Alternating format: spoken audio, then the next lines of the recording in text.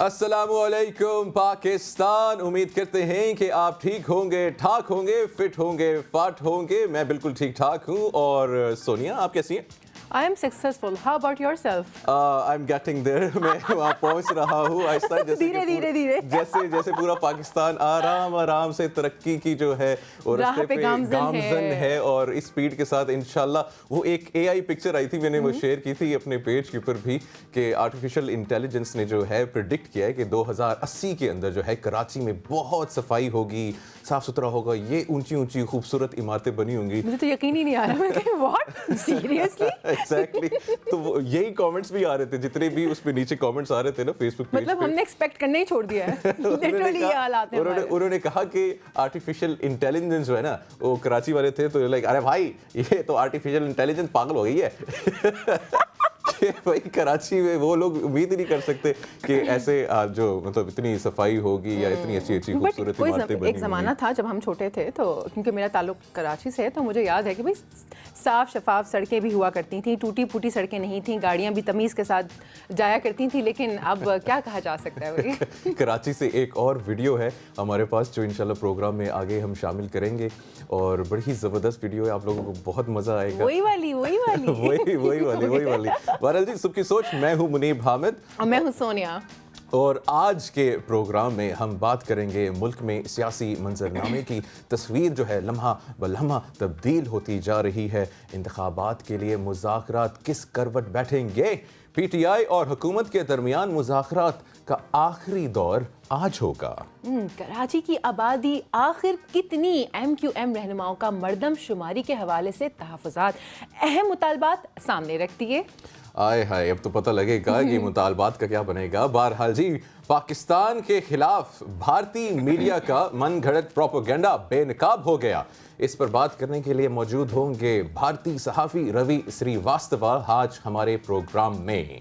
मौसम की सूरत हाल पर बात होगी, क्योंकि मुल्क के बालाई इलाकों और खुसूसन बलूचिस्तान में तूफ़ानी हवाओं और बारिशों से निज़ाम ज़िंदगी मफलूज।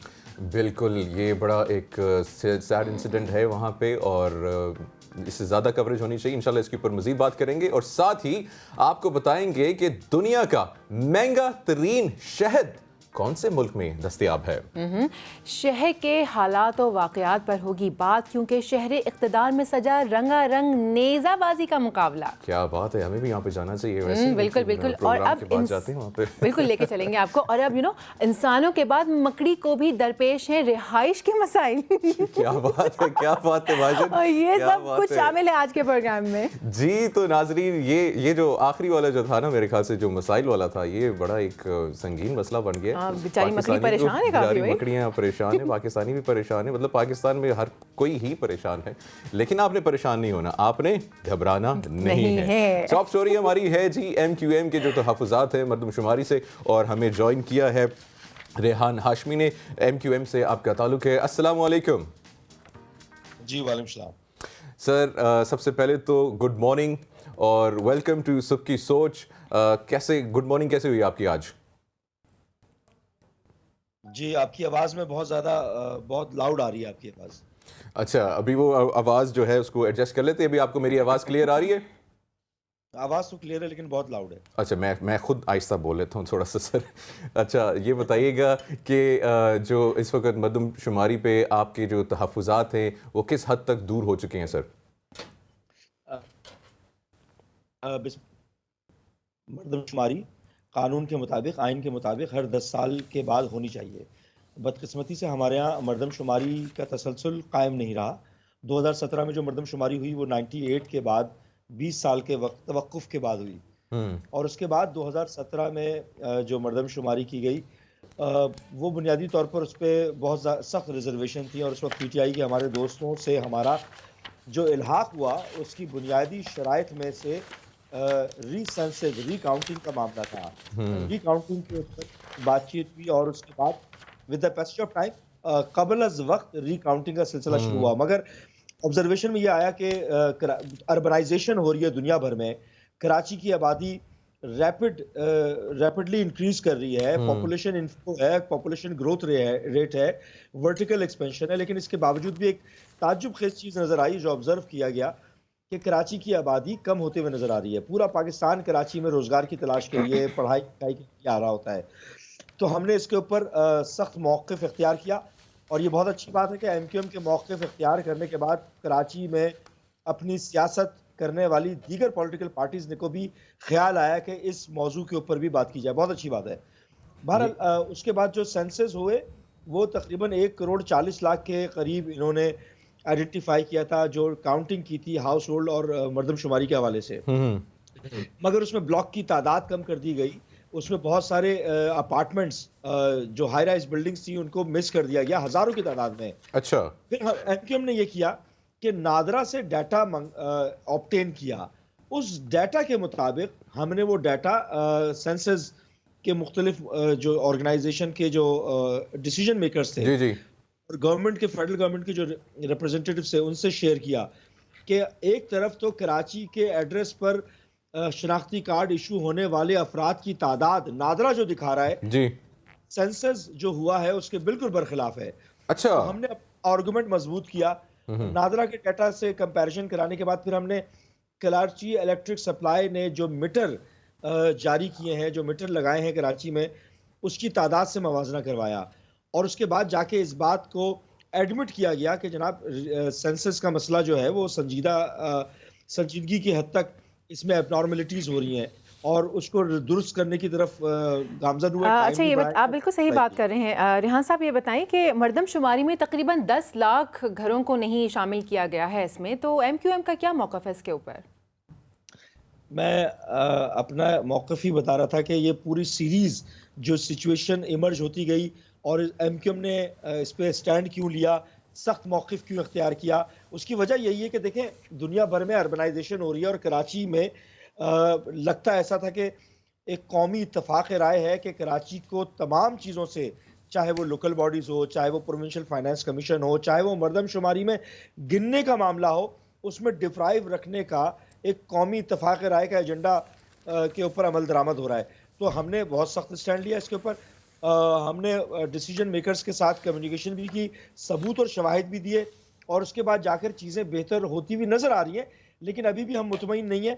इसको पाया तकमील तक पहुंचना चाहिए और कराची की आबादी जो ग्रोथ रेट जो आज़ाद ज़राए बताते हैं और जो मवाजना नादरा के डाटा से और के इलेक्ट्रिक के डाटा से हो रहा है उसके मुताबिक होना चाहिए। और जो बिल्डिंग छोड़ दी हैं, तकरीबन 30,000 से ज़्यादा हाई राइज बिल्डिंग को इन्होंने काउंट ही नहीं अच्छा, किया।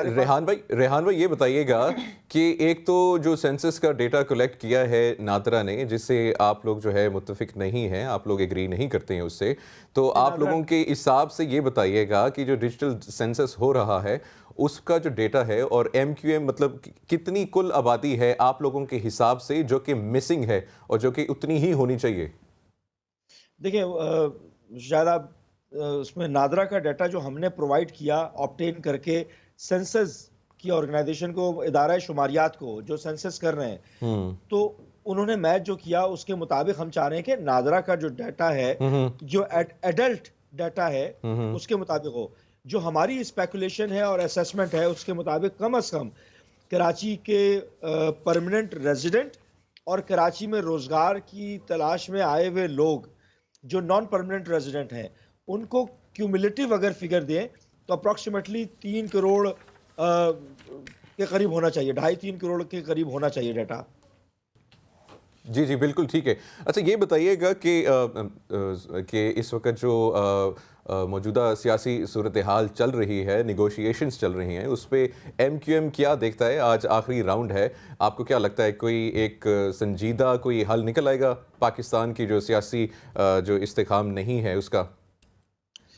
देखिए अनफॉर्चुनेटली पाकिस्तान के अंदर हमने देखा और दिहाइयों से देख रहे हैं, हम अपने बचपन से भी सुनते हुए आ रहे हैं कि जिस तरीके से पॉलिटिकल विक्टिमाइज करने का कल्चर होता रहा है यहाँ पर और अपनी हुकूमत को बनाने की गर्ज से मुल्क के इस्तेहकाम और सलामती को कॉम्प्रोमाइज करने से भी दरीग नहीं करते। मुल्क को दुनिया भर में बदनाम करने के लिए बाकायदा पेड मुहिम चलाने से भी दरीग नहीं करते। तो ये पॉलिटिकल पार्टीज के रहनुमाओं को सोचना चाहिए कि आपका इख्तिदार ज़रूरी नहीं है, सियासत ज़रूरी नहीं है, बल्कि मुल्क की सलामती, मुल्क का इस्तेहकाम और उसका इमेज इम्पॉर्टेंट है। रेहान साहब, ये बताइए कि आपको लगता है कि ये साजिश कर रहा है, कोई सोची समझी कुछ प्लानिंग है? देखिए, बज़ाहिर तो ऐसा ही लगता है ना कि अगर इक़्तिदार नहीं मिलेगा तो वो तमाम हरबे इस्तेमाल किए जाएँगे और जाते रहे हैं, और जब हम ऑब्ज़र्व भी कर रहे हैं, लोगों को मैनिपुलेट करना, जज़्बाती करना, मिसलीडिंग स्टेटमेंट्स देना, नैरेटिव क्रिएट करना और फिर उस नैरेटिव से फिर जाना, ये गुज़िश्ता 1.5-2 साल में हमने देखा है। फिर जो गैर पार्लिमानी, गैर तहज़ीब याफ़्ता ज़ुबान का इस्तेमाल और बैशिंग करना, देखें इख्तिलाफ़ राय होना चाहिए और इख्तिलाफ़ राय से ही दुरुस्तगी की तरफ गामज़न होता है। कॉम्पिटिशन, जो हेल्दी कॉम्पिटिशन है वो बढ़ता है, लेकिन इख्तिलाफ़ राय के ज़रिए मुल्क के इमेज को और मुल्क के इदारों के इमेज को डैमेज करना, बहुत सारी रिजर्वेशंस हमारी भी हैं, लेकिन एक हद में एक हर चीज़ का तयन किया जाता है कि जनाब ये लिमिटेशंस हैं और इससे बियॉन्ड नहीं जाना आपको, जिससे मुल्क की इंटीग्रिटी और जो इसका इस्तेहकाम है वो मुतासिर होगा। ये नेगोशिएशंस तो हो रही हैं, देखें ये ज़हन में रखिएगा जी। आपके नाज़रीन के लिए भी कि नेगोशिएशंस बुनियादी तौर पर अपने इक़्तिदार को बचाने या इक़्तिदार में आने के लिए हो रही है ना। बिल्कुल। जुम्मे का खुतबा पढ़ाने के लिए नहीं हो रही, ये कौम को फी सबीलिल्लाह सर्व करने की बात के लिए नहीं हो रहा। ये इक़्तिदार में आने के तरीक़ाकार और दरवाजे और रास्ते दे आर जस्ट पेविंग अ वे के इक़्तिदार में कैसे आएँ, चाहे कोई भी हो, या इक़्तिदार कैसे बचाएँ, या आने वाले दिनों में अपने इक़्तिदार के दरवाजे कैसे मुनासिब अंदाज में खोले जाएँ। तो अपने इक़्तिदार के चक्कर में भाई मुल्क के साथ जो किया गया है 2 साल में, अगर आप ओवरसीज़ पाकिस्तानी से पूछें या आपका ट्रैवलिंग हो, तो पाकिस्तान का इमेज हमारे अपने ही लोगों ने जिस तरह डिस्टोर्ट किया है, बिल्कुल। आपको खूबसूरत इमेज देने के बजाय बदनाम तरीन, मतलब आपका मुखालिफ है, सियासी मुखालिफ, आप अच्छी चीज़ें भी तो बताएं मुल्क की, मुल्क में क्या अच्छी चीज़ें हैं, मुल्क में सियाहत है, पावर जनरेशन है, विंड टर्बाइंस हो सकते हैं, इन्वेस्टमेंट हो सकती है, मेहमान नवाज लोग हैं, लेकिन हमने ये नहीं बताया। हमने ये बताया कि मुल्क सारा चोर है, मुल्क के अंदर चोर बैठे हुए हैं और पाकिस्तानी अवाम चोरों के ताबे है। भाई आपके घर का मसला है, घर में बैठ के हल करें ना। बड़ी खूबसूरत बात। ममालिक में जाके आपने बदनाम कर दिया फौज के हवाले से। भाई हमारे पास एक ही इदारा ले जाके बचा है जिस पे हम फख्र करते हैं, चंद और इदारे भी होंगे। आपने उस इदारे के ऊपर भी क्वेश्चन मार्क लगा दिया। दुश्मन ताक में बैठा हुआ है कि आपको उसी बुनियाद पर रगड़ता रहे और दुनिया भर में हमारा बड़ी में जा रहा है। बहुत दुरुस्त बातें कर रहे हैं रेहान हाशमी साहब, आप बहुत, और ये सारी एक्यूरेट बातें हैं और उम्मीद करते हैं कि जो पाकिस्तान की आवाम है वो भी थोड़ी सी जो है होश में आएगी और ये जो डिवाइड है और ये जो पाकिस्तान के ख़िलाफ़ खुद ही बातें करना है इसको ख़त्म करेंगे। बहुत बहुत शुक्रिया रेहान हाशमी, आपने हमें ज्वाइन किया सबकी सोच में। ख़वातीनो हज़रात, यहाँ पे हम लेंगे एक छोटी सी ब्रेक, आपने कहीं नहीं जाना।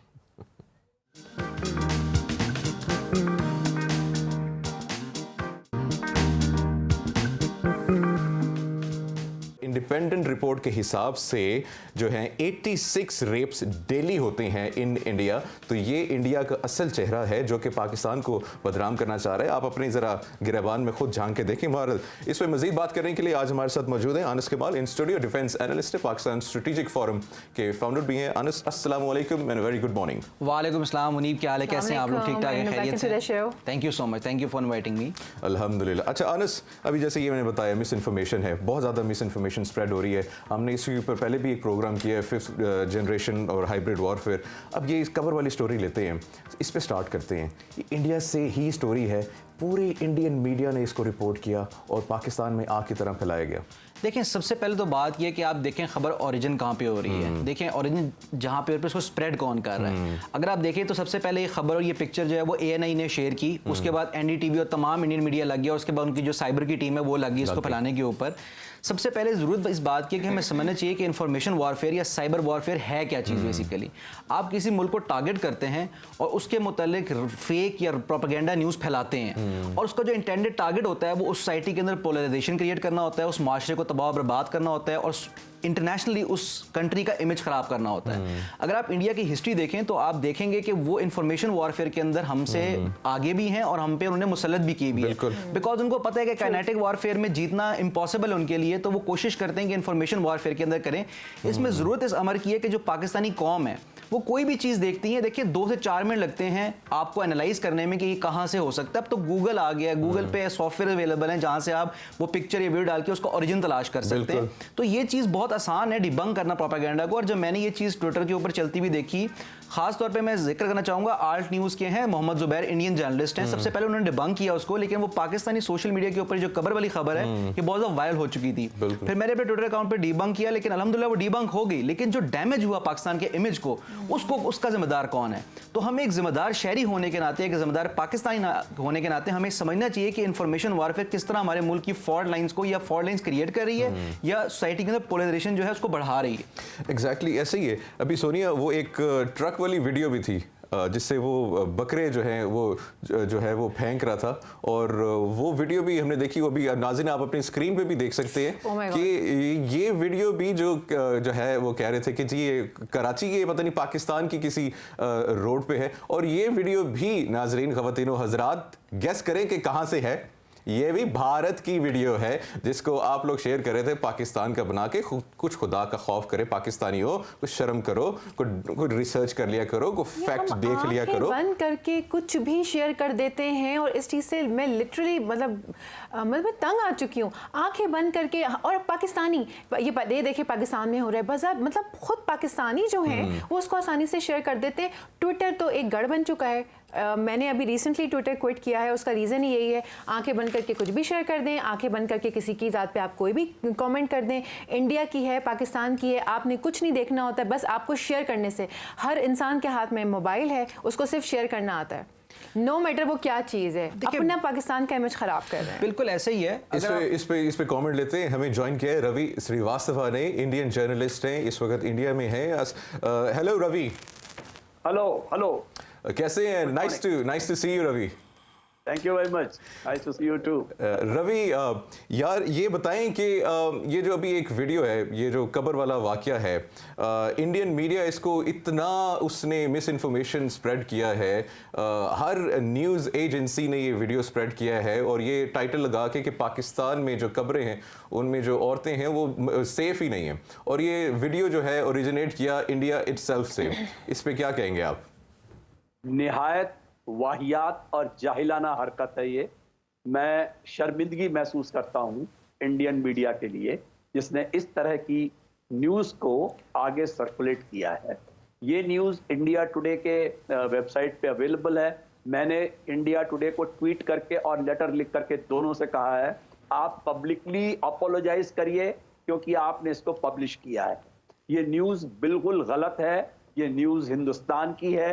ये न्यूज़ मदनप्पा तेलंगाना हैदराबाद की है, जहां पर एक हजरत जिनकी वालिदा मरहूम दफन थी एक कब्रगाह में, वहां पर उन्होंने एक ताला लगाया है और उसको ग्रिल से बंद किया है, सिर्फ इसलिए कि कुछ वहशी लोग आसपास की बहुत गंदगी और तमाम कचरा ला करके वहां पर कब्रों के ऊपर डाल देते हैं। उसमें सैनिटरी पैड्स और तमाम गंदी चीजें वहां पे डालते हैं। इसलिए उन हजरत ने उसको कब्र को लॉक कर दिया है ताकि कोई ऐसी हरकत ना करने पाए। मुझे शर्मिंदगी इस बात की है कि इंडिया में साइबर के इतने फैक्ट चेकर्स होने के बावजूद, हालांकि एक फैक्ट चेकर मोहम्मद जुबैर ने ही इसको सबके सामने लाए कि ये गलत खबर है और इसको पाकिस्तान से जोड़ना बिल्कुल गैर वाजिब है।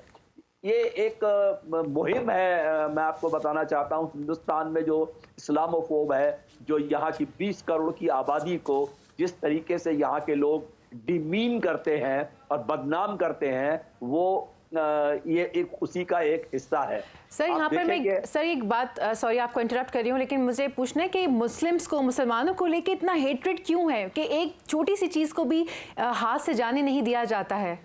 अभी ईद की नमाज भी नहीं पढ़ने दी गई। वो एक मुसलमान था, उसको ज़बरदस्ती सजदा करवाया गया गाय को। इतना मतलब इस्लामोफोबिया हो रहा है। बीजेपी की हुकूमत है, मुसलमानों को सरेआम कत्लेआम किया जा रहा है। कुछ होता ही रहता है मुसलमानों के अगेंस्ट। इस तरह से क्यों है? देखिए मोहतरमा, ये यहाँ पर हिंदुस्तान में आज से नहीं, ये पिछले 9 साल से हो रहा है।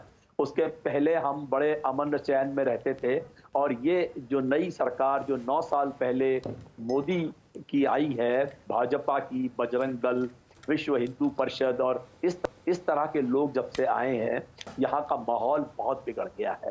आप आए दिन इस तरह की हरकतें देखेंगे कि मुसलमानों की दुकान से सामान नहीं खरीदेंगे, मुसलमानों की जगहों पे एंट्री बैन करेंगे, अजान, हिजाब, हलाल, इन सब चीज़ों को लेके, मदरसों को लेकर के यहाँ पर बहुत ही, जिसको कहना चाहिए, एक विरोध है। और कुछ राज्यों की कुछ सूबों की सरकारें जो हैं वो इसमें बहुत सख्ती से पेश आ रही हैं। उनके घर गिरा दिए जाएंगे, बुलडोजर चला दिए जाएंगे, उनके एनकाउंटर हो जाएंगे, मीडिया ट्रायल करेंगे।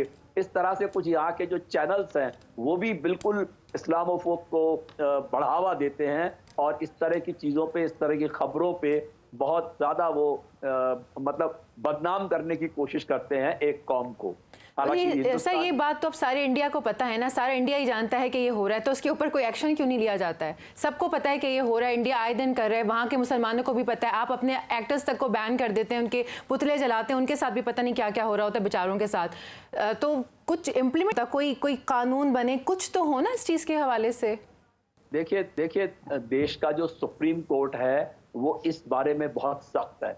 उसने अभी 2-3 दिन पहले ही एक ऑर्डर पास किया है कि जो ये हेट स्पीचेस होती हैं, ये मुस्लिम्स के खिलाफ, क्रिश्चियंस के खिलाफ, सिख्स के खिलाफ जो हेट स्पीचेस होती हैं, इन पर सूबे तुरंत सुओ मोटो एक्शन लेकर के उन पर कार्रवाई। मगर अफसोस ये है कि जब जो सरकार बैठी हुई है सेंटर में, वो भाजपा की है और बहुत सारे सूबे जो हैं वो उनके पास हैं, कम से कम 12-14 सूबे उनके पास हैं।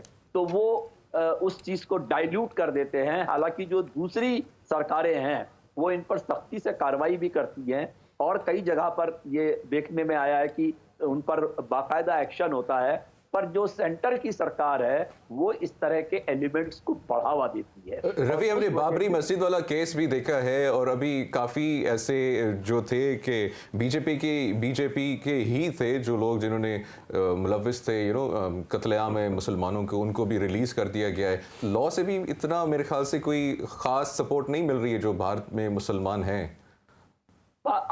आप दुरुस्त फरमाते हैं, पर एक हरकत यह है कि आपको पता होगा कि गुजरात के अंदर 2002 में दंगे हुए थे जिनमें करीब 1800 मुस्लिम हलाक हुए थे।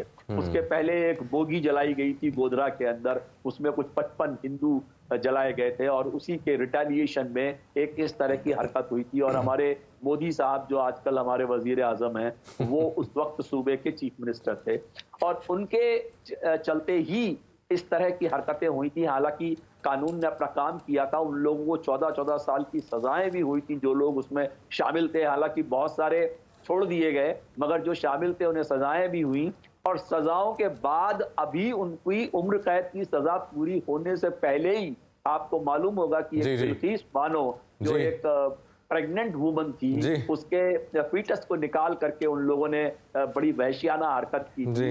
उस तरह के लोगों को भी रहा के सूबे की सरकार ने उनको छोड़ दिया, बाहर छोड़ दिया। अच्छा रवि, हमारे साथ इन स्टूडियो अनस कमाल भी हैं, इधर डिफेंस एनालिस्ट है, उन्हें भी शामिल करते हैं गुफ्तगू में। और जैसे इंडिया में मोदी सरकार है, मुझे याद पड़ता है मैं एक प्रोग्राम में था तो वो इंडियन चैनल में ही था, तो वो बड़ा इस पे बोल रहे थे कि पाकिस्तान दहशतगर्दी। मैंने कहा आप लोगों का प्राइम मिनिस्टर एक डेजिग्नेटेड दहशतगर्द था जिसको बैन किया गया था, यूएस में एंट्री नहीं थी मोदी की। बिल्कुल तो ये इस वक्त क्या सिचुएशन, किस ओवरऑल क्या देखते हैं आप?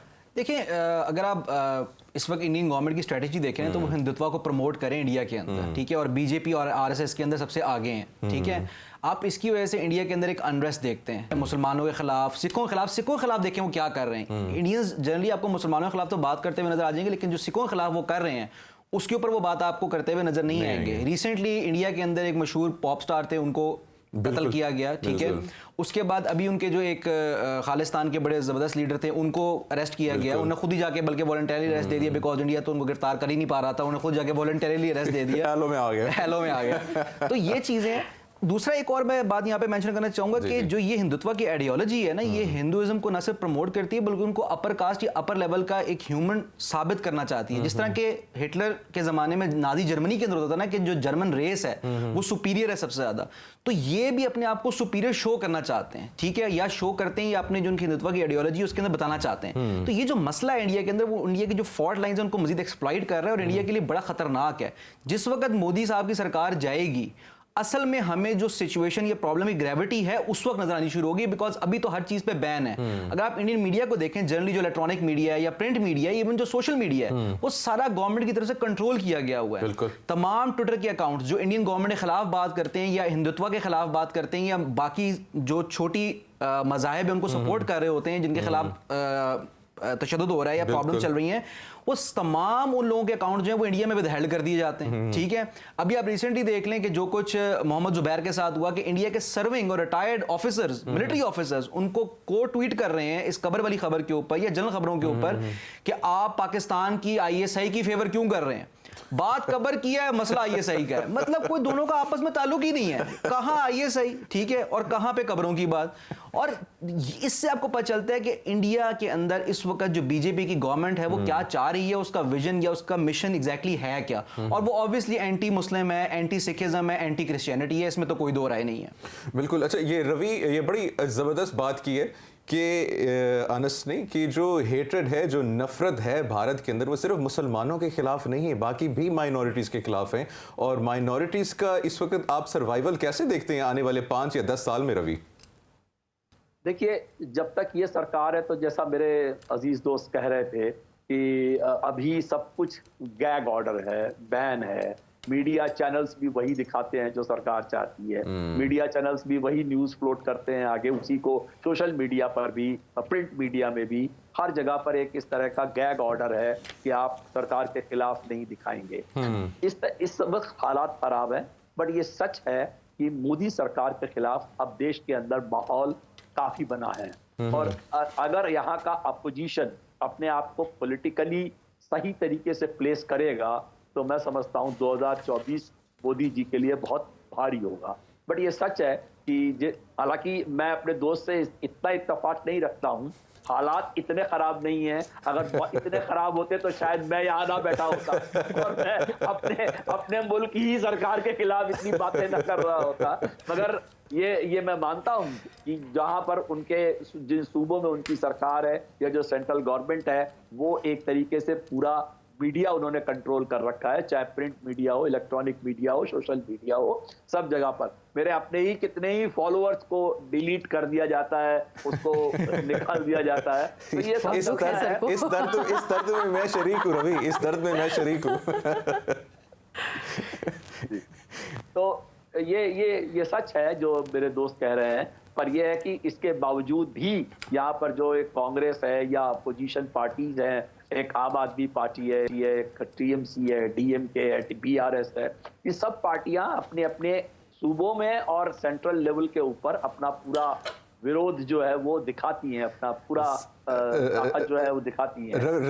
रवि भाई आपका जो दोस्त है ना, जो मेरे साथ बैठा हुआ है, ये कुछ कहना चाहता है, कुछ अर्जी है इनके पास। पहले तो अस्सलाम वालेकुम Ravi, thank you so much मेरे पॉइंट से एग्री करने के लिए। मैं बस ये थोड़ा सा बोलना चाह रहा था कि आपके मुल्क में शायद बोलने की इजाज़त हो, लेकिन बोलने के बाद आज़ादी की इजाज़त है या नहीं, ये अभी डिसाइड होना बाकी है। अभी तो आप लाइव है ना शो के अंदर। वो मुझे याद है, मुझे पाकिस्तान क्रिकेट मैच जीता था तो बेचारे कश्मीरियों ने नारे लगा दिए थे, ट्वीट कर दिए थे, उनको भी जेलों में ले गए थे, जाके डंडे शंडे मारे थे कि भाई क्या हिम्मत कैसी हुई तुम लोगं की पाकिस्तान को सपोर्ट करने की।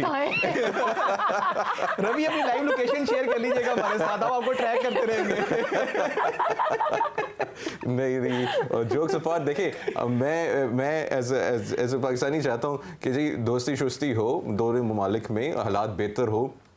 अल्टीमेटली जो कॉमन मैन है उसकी ज़िंदगी जो है वो इम्प्रूव होनी चाहिए। बहरहाल बहुत बहुत शुक्रिया रवि, आपने हमें ज्वाइन किया all the way from India, और बेस्ट ऑफ लक और आपकी हिफाजत फरमाए। और आमीन बनता था इस पे। Thank you so much. हमारे शो में आए थे, हमारे लिए प्रेशर में आ गए हम लोग। सोनिया डर गई है। कोई बात नहीं जी, thank you very much Anas Kamal, आपने हमें ज्वाइन किया है और हमने ब्रेक पे जाना है। और ब्रेक पे जाने से पहले मैं अगेन यही कहूँगा, पाकिस्तानियों फैक्ट फाइंड कर लिया करो, रिसर्च कर लिया करो पहले, खबर फैलाने से पहले, और अपना मुल्क बदनाम ना किया करो। ये मुल्क आपकी जो है होम ग्राउंड है, ये आपकी जो है ना फैमिली है, इसकी हम सब ने हिफाजत करनी है। और ये पाकिस्तान कोई चलता फिरता आदमी नहीं है कि वो देखो वो रहा पाकिस्तान, वो जा रहा, इसने ये किया। पाकिस्तान हमसे ही है, हम ही हैं जो पाकिस्तान है। चलें जी, यहाँ पे लेती छोटी सी ब्रेक और इंशाल्लाह ब्रेक के बाद वापस आते हैं। देखते रहिएगा सबकी सोच।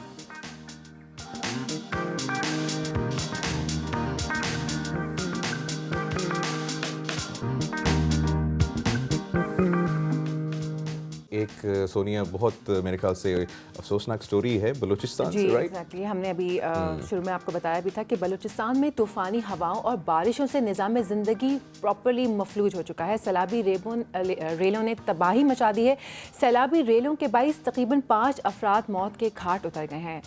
मौसलाधार बारिशों के बाइस बलूचिस्तान जाने वाली 2 अहम सड़कों की बंदिश के नतीजे में सूबे का मुल्क के दीगर हिस्सों से राब्ता मुनक़ता हो गया और दर्जनों मकानात और ज़रई खेतों को नुकसान पहुंचा है। बलूचिस्तान के बेशतर इलाकों में मज़ीद तूफ़ानी बारिशों का भी इम्कान है। हमारे नुमाइंदे हमारे साथ हैं ABN न्यूज़ के रिजवान सईद। रिजवान से हम बात करेंगे लाइन पर। अस्सलाम वालेकुम रिजवान, ज़रा थोड़ी सी हमारे साथ ये सूरत हाल को शेयर कीजिए कि क्या वहाँ पर अभी चल रहा है। जी बिल्कुल, बलूचिस्तान में जो हालिया रिजवान, आप सुन सकते हैं हमें? बारिशों का जी बिल्कुल, आपकी आवाज आ रही है। जी बोलिए। बलूचिस्तान में हालिया जो बारिशों का स्पेल आया है, उसकी वजह से जो है वो बलूचिस्तान में बड़े पैमाने पर एक बार फिर जो है वो नुकसानात सामने आ रहे हैं। अगर बात की जाए तो बलूचिस्तान के जो शुमाल मशरकी और वस्त जनूबी के जो इलाके हैं वो बदस्तूर जो मगरबी सिस्टम दाखिल हुआ है बारिशों का, उसके जेर असर है। चमन, किला अब्दुल्ला, पशीन, मुस्लिम बाग, कान में तरजई, लोरालाई दुकी में जो है वो बारिशों का सिलसिला जारी है। जबकि योब, बारखान, रखनी और इससे जो मुलहिका इलाके हैं वहां पर अगर बात की जाए तो वहां पर मूसलाधार बारिशों के बाद नुकसानात जो है वो ज्यादा हुए हैं। जितने भी नशेबी इलाके थे वो जेर आब आ चुके हैं। नदी नालों में तुगयानी आ चुकी है। मजमूई तौर पर जो महकमा PDMA की जानिब से जो आदाद शुमार हमारे साथ शेयर किए गए हैं उसके मुताबिक बताया जा रहा है कि 5 जो अफराद है वो जहां बाग हो चुके हैं। मुख्तलिफ हादसात और वाकयात में जो है वो मुतअद्दिद लोग जो है वो जख्मी भी हुए हैं। माल मवेशियों को मैं आपको बताऊं कि बड़े पैमाने पर नुकसान पहुंचा है, जबकि जो ज़रई जमीनें हैं, जो खड़ी फसलात थी, उन्हें भी जो है वो नुकसान पहुंचा है। जहां तक बात की जाए कौमी शाहराहों की, तो वो जो पहले ही बलूचिस्तान की मुतअद्दिद कौमी शाहराहें जो है वो हालिया जो सैलाब जो गुजरा है बलूचिस्तान से, उससे शदीद मुतासिर थी। 27 से ज्यादा पुल जो ऑलरेडी तबाह थे और डायवर्शन बनाई गई थी, अब वो जो कच्चे रास्ते थे वो भी दोबारा बह चुके हैं। पिंजरा पुल की अगर बात की जाए तो पिंजरा पुल का जो इलाका है वो भी जो है वो इस वक्त जो है वो पानी की नजर हो चुका है और वहां पर दोबारा एक रिजवान ये बताइए कि अब तक जो है वो कितना नुकसान हुआ है और ये सब चीजें कब तक एक्सपेक्टेडली खत्म हो जाएंगी, ये कब तक चलेगा सिलसिला? देखिए सोनी, मैं आपको बताऊं कि बलूचिस्तान में हालिया जो सैलाब और बारिशों का एक स्पेल इससे पिछले 6 माह कबल जो गुजरा है उसके वजह से ही बड़े पैमाने पर नुकसान आते और एक बार फिर ये बारिशों का जो सिलसिला शुरू हुआ है इसके बाद बड़े पैमाने पर नुकसानात का अंदेशा जाहिर किया जा रहा है। ताहम क्योंकि कौमी शाहराह मुख्तलिफ मकामात पर टूट फूट का शिकार है। ठीक हो गया रिजवान, बहुत बहुत शुक्रिया लेटेस्ट अपडेट्स के लिए। अभी हमें ज्वाइन किया है साद बिन अवैस ने, मैनेजर है मीडिया एंड इंफॉर्मेशन KPK। अस्सलाम वालेकुम साद। वालेकुम अस्सलाम। अच्छा साद, ये बताइएगा कि दोबारा से एक सैलाब की सूरत हाल है बलूचिस्तान में, काफ़ी नुकसान भी हो चुका है। अभी आप उनकी गुफ्तगू सुन रहे होंगे हमारे नुमाइंदे की। इस वक्त क्या लेटेस्ट सिचुएशन है और ये सैलाब के ऊपर कोई वार्निंग नहीं दी गई, कोई मतलब कोई सेफ्टी मेजर्स लिए गए थे या नहीं लिए गए थे? जी बिल्कुल, सैलाब से कपल जो है हमारे बाकायदा यहाँ से एडवाइजरी इशू हुई थी। रमजान लास्ट 2-3 रोजे थे, उससे कपल जो ग्लेशियर आया था नारायण साइड पर, 2 मकामात पे आया था, गोरिया चर्च पे और चेता खट्टा के मकाम पर। तो उसमें हम ईद से कबल ही एडवाइजरी इशू कर दी थी। टूरिस्ट को हमने रोक लिया था कि वहाँ पर ना जाए, ऑलरेडी रोड बंद है, मशीनरी वहाँ लगी थी, काम जारी था। और इसी दौरान जो है वो बहरैन में भी बारिशों से फ्लड आया था, बाजार सारा बंद था, वहाँ का काम है अभी इन बारिशों से भी कबल एडवाइजरी इशू की है। हमारी टूरिज्म हेल्पलाइन है 1422, तकरीबन 24 घंटे एक्टिव हम सियाहों को अपडेट देते हैं, सोशल मीडिया प्लेटफॉर्म से हम लोग जो है अपने टूरिस्ट को अपडेट देते हैं कि जहाँ जहाँ पे हालात आते हैं उससे कबल ही हम उनको एडवांस में इत्तला देते हैं ताकि वो जाने से एक तो प्रेस करें और जाते भी हैं तो तमाम जो है अपनी चीज़ों को बाकायदा प्रॉपर उसके साथ चलें। अच्छा, साथ ये भी एक्सपेक्टेड है पाकिस्तान में जो 7-8 हज़ार ग्लेशियर्स हैं नॉर्दर्न एरियाज़ में, वो भी पिघल रहे हैं जो क्लाइमेट क्राइसिस की वजह से, तो उससे बचने के लिए क्या इंतजामात किए जा रहे हैं? उससे बचने के लिए ये है कि हमारी मशीनरी है मुख्तलिफ KPK में मुख्तलिफ अथॉरिटीज़ बन गई हैं। कागान डेवलपमेंट अथॉरिटी है, गलियार डेवलपमेंट अथॉरिटी है, अपर स्वाट डेवलपमेंट अथॉरिटी है, इस तरह कलाश है डेवलपमेंट अथॉरिटी, मुख्तलिफ अथॉरिटीज़ बन गई हैं। कुछ को मशीनरीज भी मिल गई हैं, कुछ को मिलेंगी आगे फ्यूचर में। तो ऐसा होता है कि अगर कहीं पर भी ऐसे किस्म के देखने को आ जाता है, कुदरती आफात से कोई हादसा वगैरह आ जाता है, तो हमारी मशीनरी एक्टिव होती है। जो लाहौरी टनल है यहाँ पर जो है अक्सर बारिशें बर्फबारी हो जाती है, रास्ते बंद होते हैं, तो बाकायदा वहाँ पे न सिर्फ मशीनरी होती है बल्कि हमारी जो अपनी फोर्स है टूरिज्म पुलिस की है, उनके जवान मौजूद हैं, वो सियाहों को जो है हर वक्त हर किस्म की जो है उनको सपोर्ट फराहम करते हैं। ठीक हो गया, बहुत बहुत शुक्रिया साद बिन उवैस हमें ज्वाइन के लिए, और मेरे ख्याल से सोनिया अब जी अब एक ब्रेक लेते हैं छोटी ब्रेक सी। ले लेते हैं। मेरी कॉफ़ी ख़त्म हो गई है, कॉफ़ी चाहिए मुझे तो लेते हैं एक छोटी सी ब्रेक के बाद वापस आते हैं और प्रोग्राम का सिलसिला यहीं से शुरू करेंगे।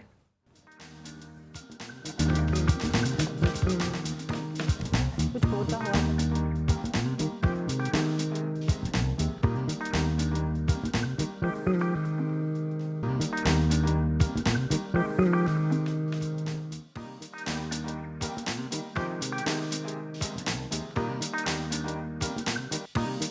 वेलकम बैक जनाब। हम लोग अभी गपशप कर रहे थे तो मैं इनको कुछ बता रही थी। डिड यू नो कि शहद सबसे अच्छा और खालिस कहाँ दस्तयाब है?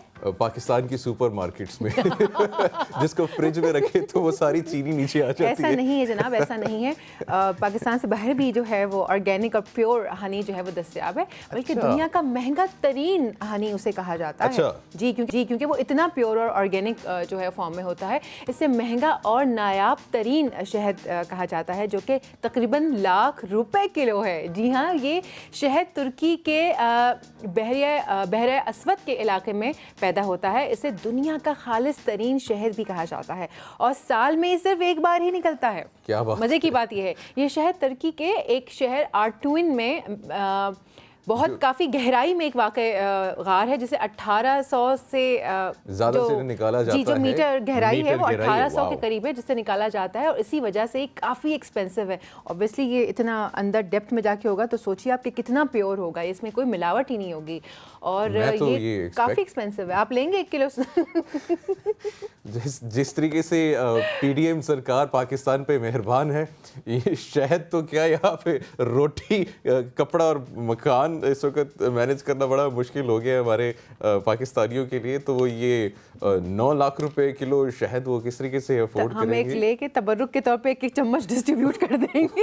उसका एक कतरा जो है ना वो उस पे स्पून को डिप करके ना, लाइक ये ले ये 1000 रुपए का। आपको पता है ये शहद जो है, जैसे कल भी हम बात कर रहे थे ना इम्यूनिटी के हवाले से, तो शहद जो है वो इम्यूनिटी बूस्टर है। आपकी जो क़ुव्वत मुदाफ़ियत है उसको बूस्ट अप करता है। तो बजाय ये कि आप वैक्सीन्स पे जाएं या दवाएं खाएं, मल्टीविटामिन्स वगैरह जैसे लोग खाते हैं, अगर आपके पास प्योर या रॉ फॉर्म में ऑर्गेनिक हनी मौजूद है तो डेली बेसिस पे अगर आप 1 टीस्पून शहद भी ले लेते हैं तो ये परफेक्ट इम्यूनिटी बूस्टर कहलाता है। अच्छा, ये तो आपने मुझसे पूछ लिया कि डिड यू नो में अंदर ये एक बड़ा ज़बरदस्त सेगमेंट है जिसमें हम लोग आपको थोड़ी सी तालीम देते हैं, दुनिया की इंफॉर्मेशन शेयर करते हैं। और एक और डिड यू नो है सोनिया, आप ये बताएं कि मेडिकल में दुनिया का कदीम तरीन पेशा कौन सा है? डेंटिस्ट्री। और तुक्के में जिंदगी जी रही है तुक्के में जिंदगी जी रहे हैं सारे पाकिस्तानी, जुगाड़ और तुक्के के ऊपर जो है ना हम लोग चल रहे हैं। बहरहाल ये आपका दुरुस्त जवाब था। वाह, ये वाटर कूलर मेरा हुआ। ये वाटर कूलर आपका हुआ। और मेडिकल में ख़वातीनो हजरात जो है डेंटिस्ट्री कदीम तरीन शोबा है, जो कि तकरीबन 7500 से 9000 साल पुराना है। और उस वक्त ऑफ कोर्स मतलब मैं एक इमेजिन कर सकता हूँ कि वो बेचारे किस तरीके से जो है वो जो है ना ऑपरेट करते होंगे। अगर किसी के दांत में कीड़ा आता होगा तो या कोई और चीज़ हो जाती होगी। अभी तो खैर एनेस्थीसिया भी नहीं होता होगा ना उस टाइम तो। वही मैं सोच रही हूँ कैसे निकालते होंगे। मतलब अगर मिसाल के तौर पे कीड़ा आ गया, अगर आपके 9000 साल पुराने आपके दांत में आ गया कहीं से चल के कीड़ा, तो उसको कैसे वो निकालते होंगे। मेरे ख्याल से वो तो बेचारे क्यों वैसी जान चली जाती होगी इतने दर्द में। क्योंकि आजकल तो उनको पता है ख़वातीन व हज़रात, जब हम जाते हैं तो वो हमें पूरा सुन कर देते हैं और बड़ा मज़ा इंटरेस्टिंग बड़ा इंटरेस्टिंग ये सीन होता है कि जब आप डेंटिस्ट से अपनी अपॉइंटमेंट जो आपने करवाना है, कीड़े निकलवाने हैं, उसके बाद वापस आते हैं तो जब आपका जो जबड़ा होता है पूरा सुन होता है और वो एक बड़ी यूनिक सी फीलिंग होती है। बड़ी एक यूनिक सी फीलिंग होती है जिसमें आप हिला जबड़ा ही नहीं हिला पा रहे होते हैं, तो बड़ी ज़बरदस्त फीलिंग होती है। सोनिया जो है मेरे ख्याल से उसको फील कर सकती है। बहरहाल जी आगे चलते हैं और शहर से जो है वो खबरें अब शामिल करते हैं। और इस्लामाबाद जो है यहाँ पे 3 रोज़ा जो है एक टेंट पेगिंग चैम्पियनशिप हो रही है और इस्लामाबाद के F9 पार्क में और ये जो है सजा नेज़ाबाजी का मुकाबला जो कि ख़त्म हो चुकी है, जिसमें पाकिस्तान भर से जो है घुड़सवारों ने भरपूर हिस्सा लिया और अपने फ़न का मुजाहरा किया। स्क्रीन के ऊपर भी आप लोग देख सकते हैं। और चैम्पियनशिप में 300 से ज़ायद जो हैं टीमें उन्होंने हिस्सा लिया और 1300 जो हैं घुड़सवार शरीक हुए थे, जिसमें मर्दों के साथ साथ ख़वातीन भी शामिल हुई। बच्चे बड़े बुजुर्ग सब ने इवेंट को और आपको पता है कि ये जो इवेंट होते हैं ना, ये once in a blue moon होते हैं, लेकिन अच्छी बात ये है कि इसमें सब इंजॉय करते हैं। इवन मैं भी जाके इसको काफ़ी बार अटेंड कर चुकी हूँ। इतना एक क्या कहना चाहिए, एक हैपनिंग किसी चीज़ें चल रही होती हैं और बच्चे भी होते हैं और ख़वातीन भी होती हैं जो कर रही होती हैं टेंट पैगिंग। नहीं मतलब मैं स्क्रीन पे विजुअल्स देख सकता हूँ और मतलब बहुत ज़्यादा अट्रैक्टिव सा इवेंट लग रहा है। एक्टिविटी है ना, होती रहनी चाहिए ऐसी एक्टिविटीज़ होनी चाहिए, ऐसी होना बहुत चाहिए। कम होती हैं events, specially public events Pakistan के अंदर बहुत कम होती हैं। बहुत मतलब साल में आपके लिए 4-5 या मैक्सिमम 10 बिल्कुल हार्डली इवेंट्स होते हैं। स्पेशली कोरोना के बाद तो बहुत ही सिलेक्टिव हो गया है। लेकिन एक चीज़ मैं यहाँ से इस प्लेटफॉर्म के तवस्सुल से ज़रूर कहना चाहूँगी, क्योंकि हम लाइव हैं, बहुत सारे लोग हमें वहाँ पर देख रहे हैं, कि जब भी कोई आप इवेंट प्लान करते हैं तो खुदा के लिए उसे प्रॉपर्ली मैनेज किया करें। छोटे पैमाने पे कर लें, ज़रूरी नहीं कि आप 10,000 20,000 का मजमा इकट्ठा करें, लेकिन प्लीज़ छोटा इवेंट प्लान करें और अच्छा साफ़ सुथरा इवेंट प्लान करें। फैमिली को जो है उसमें इन्वॉल्व करें, फैमिलीज़ आएँ, क्योंकि पाकिस्तान में वैसी एक्टिविटीज़ जो हैं वो होती ही नहीं हैं। तो जो होती हैं वो फिर इस तरह से होती हैं कि फिर आइंदा जाने का दिल ही नहीं चाहता। बट अल्हम्दुलिल्लाह कुछ इस्लामाबाद में इस तरह के लोग हैं जो बड़े अच्छे से मैनेज करते हैं। जैसे अभी आपने टेंट पैगिंग का इवेंट देखा, सो प्लीज़ छोटे इवेंट्स करें और मैनेजेबल करें और अच्छे से मैनेज करें, अच्छे से मैनेज करें। और अब इंटरेस्टिंग कुछ वीडियोस आपके लोगों के साथ शेयर करते हैं जो कि वायरल हैं सोशल मीडिया पे। मजाक बन गया वबाले जान, एक इंटरेस्टिंग वीडियो में सोशल मीडिया के ऊपर गर्दिश कर रही है, जिसमें एक दोस्त ने दूसरे को डराने के लिए टॉय क्रोकोडाइल पानी की सतह पर रखा, जो देखने में बिल्कुल असली लग रहा था। स्क्रीन के ऊपर आप विजुअल्स भी देख रहे हैं। ये खिलौना क्रोकोडाइल है और ये दोस्त के पास गया, वो बेचारा फिशिंग कर रहा है और ये देखिएगा, और ये बेचारा हो गया और बेचारा डर गया। मुझे उम्मीद है कि वो बिल्कुल खैरियत से होंगे, क्योंकि अगर मैं फिशिंग कर रहा हूँ और पीछे से क्रोकोडाइल आ जाए, सर जाहिर सी बात है कोई भी डर जाएगा। लेकिन भाई सोच समझ के प्रैंक करने चाहिए कि किसी को कोई नुकसान ना पहुंचे उन प्रैंक से। अच्छा मुझे एक बात बताइए कि अगर आपकी गाड़ी में बैठने के लिए जगह कम पड़ जाए तो आप क्या करेंगे? छत पे बैठ सकते हैं, छत पे वो कैरियर लगा के छत पे बैठा जा सकता है। लेकिन आप देखें कि पाकिस्तानियों ने इसका एक जुगाड़ निकाला कि गाड़ी के अंदर, सोशल मीडिया पे एक वीडियो वायरल हो रही है कि गाड़ी के अंदर जो है वो पीछे से कुछ केज सा लगा के उन्होंने 3 बच्चों को बिठा के रखा हुआ है। आप इस वक्त स्क्रीन के ऊपर ये देख सकते हैं। देखने को तो ये बड़ी कोई एंटरटेनिंग सी वीडियो है, बट आप देखें मुनीब ये कितना डेंजरस है। ये पाकिस्तानी जुगाड़ू हैं, ये फैमिली प्लानिंग भी नहीं थी और बच्चे ज्यादा थे। अब उन्होंने 3 बच्चों को गाड़ी के पीछे केज बना के उसमें जो है बिठाया हुआ है और वो सफर कर रहे हैं। और ये कराची के लोग हैं। अरे भाई क्या कर रहे हो, ये ऐसे ना करें। मतलब मजाक अपनी जगह पे, लेकिन ये कितना खतरनाक है। आप अपने बच्चों की जिंदगी के साथ जो है खेल रहे हैं और ये बहुत ख़तरनाक है। प्लीज़ ऐसे ना किया करें, आप लोग और जुगाड़ लगा लिया करें, लेकिन ऐसा कोई जुगाड़ ना लगाएं जिससे आपकी अपनी या आपके जो चाहने वाले हैं, आपके ख़ानदान हैं, आपकी फैमिली, उनकी ज़िंदगी को जो है वो ख़तरात जो है लाहक हो सकते हैं। रिस्क में न डालें किसी की जान ये को। मतलब हर बंदा इस वीडियो को शेयर कर रहा है और इस पे जो हंस रहे हैं कि देखेंगे क्या किया है, लेकिन ये जिस शख्स ने भी किया है, आप प्लीज़ ऐसा ना करें। ये बहुत ख़तरनाक है, बहुत ज़्यादा ख़तरनाक है। जी सोनिया। और एक और इंटरेस्टिंग न्यूज़ आपके साथ शेयर करूं कि दर्द होने पर खातून के कान में मकड़ी के ख़ानदान की मौजूदगी का हुआ इंकिशाफ। This is so dangerous and alarming. खातून के दाएं कान में मकड़ी ने घर बनाया हुआ था और मकड़ी का पूरा ख़ानदान इनके कान में रिहाइश पजीर था। डॉक्टर्स ने मज़ीद बताया कि कान के ऊपर दिखाई देने वाला पर्दा दरअसल कान का पर्दा नहीं बल्कि मकड़ी का जाला जो है वो बन चुका था। अलबत्ता डॉक्टर्स ने सर्जरी के ज़रिए खातून के कान को साफ़ किया। और उसके ख़ानदान ओह का जो माय है, गॉड, आप स्क्रीन पर देखिए, ओह स्क्रीन के ऊपर देखिए, उसे तो देख किया। के कुछ हो रहा है। मतलब कि इमेजिन भी नहीं कर सकते हैं कि अच्छा ये वैसे नॉर्मली होता है। इस पे once again on a serious note ये कहना है कि अगर आपको कुछ फील हो रहा है, मतलब कोई दर्द हो रही है या आपको लगता है कि आपकी सेहत में कुछ एक्स-रे खराबी देखिए है, आप स्क्रीन पे ओए देखिए होए आप। होए होए होए, मतलब अनबिलीवेबल है, अनबिलीवेबल है। मुझे गूस बम्स हो रहे हैं लिटरली इसको देख के। लेकिन ये मतलब बहुत ज़्यादा ख़तरनाक है। इसमें ये किया जा सकता है कि फॉर एग्जांपल जब भी आप लोग सोएं, ये सुन्नत भी है कि आप जो अपना बिस्तर है उसको झाड़ें और बिल्कुल। फिर आप सोएं। और ऐसा ही देखें जानवर, छोटे छोटे जानवर, ये मकड़ी वगैरह तो होते हैं ना, तो ये फिर रहे होते हैं, ये आपके इर्द गिर्द ही मौजूद होते हैं, लेकिन इस आपने अपना ख्याल जो है वो खुद रखना है। और वैसे भी स्पेशली सफाई निफ्स ईमान है बिल्कुल हमारा। बिल्कुल So, हर जूते पहनने से पहले भी जो है झाड़ा करें। कपड़े भी हाँ। आपको झाड़ के पहनने चाहिए, तो एक- ये सब चीज़ें होना चाहिए। एक दफ़ा मुझे याद है, मेरे ख्याल से मैंने अपने ही जूते निकाले थे और मैंने झाड़ा तो उसमें छिपकली निकल आई थी। तो ये ऐसी चीज़ें होती हैं, मतलब ये रोज़मर्रा हाँ की जी, चीज़ें बिल्कुल हैं। ऐसा होता है। ये छोटे कीड़े, जानवर होते हैं छिपकलियाँ, छिपने के लिए और insects वगैरह। जगह बिल्कुल ऐसा ही ऐसे होता है। तो ख्याल रखना चाहिए बहुत ज़्यादा। और अब जो है शामिल करते हैं सेलिब्रिटी गॉसिप्स और बात करेंगे पाकिस्तान के कप्तान बाबर आजम के, और ये जानेंगे कि जी उनको खाने में क्या पसंद है। आपको क्या लगता है खाने में क्या पसंद होगा बाबर आजम को? मेरे ख्याल से वो जो एथलीट्स होते हैं वो तो ज़रा प्रोटीन और हेवी इस किस्म के खाना खाने का शौक पाकिस्तानी होते हैं। एथलीट्स ने वो बाहर वाले एथलीट्स होते हैं जो कि बड़ी वो ज़बरदस्त प्रोटीन डाइट रखते पर हैं। होते हैं। अच्छा, हमारे वाले क्या खाते हैं ज़रा देखते हैं ना। हमारे वाले बाबर आजम ने बताया कि इन्हें खाने में पास्ता, स्टेक और सुशी बहुत पसंद है। कहा था ना। सही है। ये एक दफ़ा हम लोग PSL की ट्रांसमिशन कर रहे थे और उसमें जो कोरोना का टाइम था, तो बबल जो बनाए हुए थे ना कोरोना के लिए, तो कुछ प्लेयर्स ने जो है ना बबल तोड़ के बाहर चले गए। और जब उनसे पूछा गया था क्या करने गए, उनसे कहते हम तो जी बिरयानी खाने गए थे। हैं? तो उस पर कुछ नाराज़ भी हो गए थे हमसे लोग, लेकिन पाकिस्तानी प्लेयर्स हैं, बिरयानी, आइसक्रीमें, बर्गर्स, ये वो सारी चीज़ें। चलें, कोई बात नहीं, उनका भी दिल उन्हें खा लेना चाहिए। आगे बढ़ते हैं। और हमारी जो एक बहुत ही ज़बरदस्त और मशहूर अदाकारा हैं, मॉडल भी हैं, महानूर बलोच, उन्होंने टीवी स्क्रीन से दूरी की वजह बता दी है। उन अदाकारा का कहना था कि हमारी इंडस्ट्री में सिर्फ आशिकाना कहानियाँ दिखाई जाती हैं और हीरो की उम्र 55 साल होने के बावजूद भी उसे बूढ़ा नहीं दिखाया जाता। वैसे दिस इज़ ट्रू, मैं एग्री करूंगी उनकी बात से, ऐसा ही है। हमारे यहाँ बहुत सारी चीज़ें जो हैं वो बस चल रही हैं कि बस हीरो जो है वो 50-60 साल का है तो वो हीरो ही है।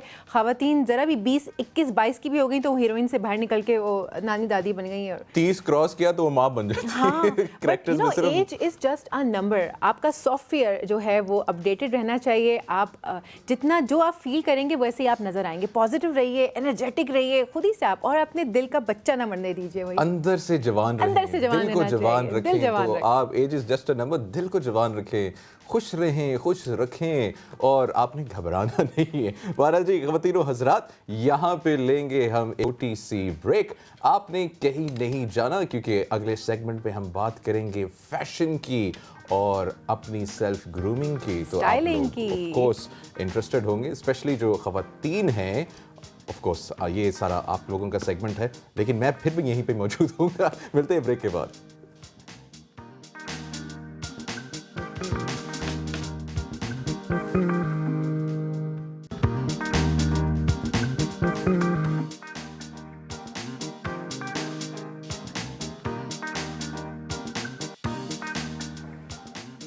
वेलकम बैक जनाब। अब हमारा सेगमेंट है फैशन और कुछ सेल्फ ग्रूमिंग के हवाले से, जैसे कि आजकल क्या ट्रेंड्स चल रहे हैं, हम पर कौन सा कलर सूट करेगा, नेल आर्ट आजकल बड़ा ट्रेंड में आया हुआ है, तो नेल आर्ट कैसा करवाना चाहिए। वैसे फ़ैशन की जो रंगीन दुनिया है ये खाली अब ख़वातीन की हद तक महदूद नहीं रही, मर्द भी इस मैदान में काफ़ी आगे आगे हैं। लेकिन क्या कहते हैं, आज हमने एक ख़ास मेहमान जो हैं अपने स्टूडियोज़ में बुलाई हैं, उनसे बातचीत करेंगे हम लोग और फैशन की दुनिया के बारे में जानेंगे और स्पेशली ये जानेंगे कि ख़वातीन को, सबसे पहला मेरा जो क्वेश्चन होगा वो यही होगा कि ख़वातीन इतनी केयरफुल और इतनी वो क्यों है संजीदा फैशन को लेके। हमारे साथ मौजूद हैं स्टूडियो में राबिया किरण साहिबा। अस्सलाम वालेकुम, good morning and welcome to the show. अस्सलाम वालेकुम, good morning and thank you for having me over. अच्छा राबिया, मुझे बताएं लड़कियां इतनी ऑब्सेस्ड क्यों हैं विद फैशन, मेकअप। अब ये नाखून की बात करी थी, ये लाल नाखून करके आई हुई हैं। देखिए जरा